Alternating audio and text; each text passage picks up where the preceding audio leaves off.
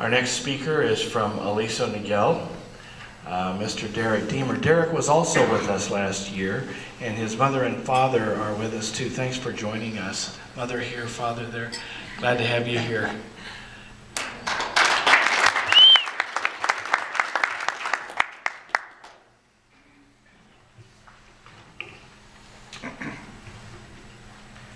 No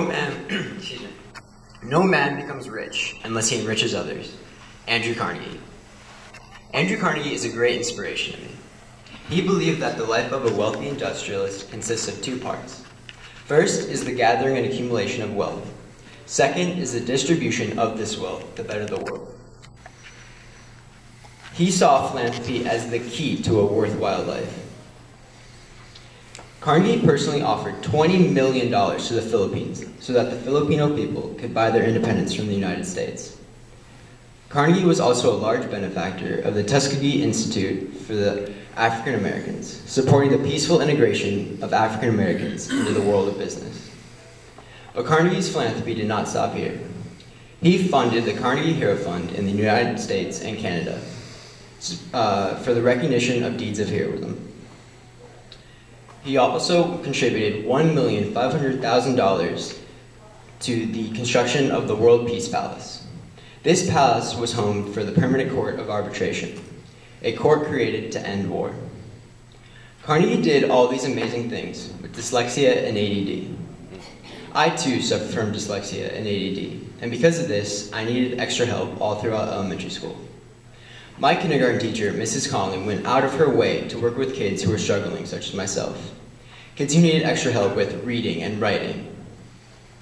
4 other kids and I would go to school full-time, while their peers only went to school 2.5 days a week. My extra help exceeded into 1st grade, where I met with Mrs. Connolly one-on-one after school. I would see the pages of a book as one big, overwhelming ink blob. But Mrs. Connolly taught me how to break up the page, taking it line by line, making the words a lot more digestible. Then, in order to get me to focus, she would write short stories with me as a reward. Mrs. Conley and I would sit down at a computer, and she would type out whatever my imagination could conjure up. This is where I sparked my interest for reading and writing, and from then on, it became much easier for me. Now, 10 years later, I am excelling in AP Lang and dream of becoming a novelist. I attribute most of my progress to Mrs. Connolly, who gave me and many other kids peace of mind through her amazing service. Just like Mrs. Connolly influenced me to become a novelist, Carnegie inspired me to enter into the world of business.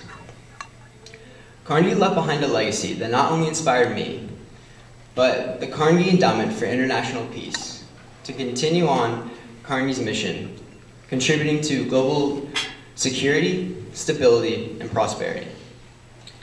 Carnegie established the endowment on his 75th birthday, when he ordered trustees to use the fund to, quote, hasten the abolition of international war, the foulest blot upon our civilization, unquote. In World War I, Carnegie Endowment trustees unanimously declared that, quote, the most effective means for promoting durable international peace is to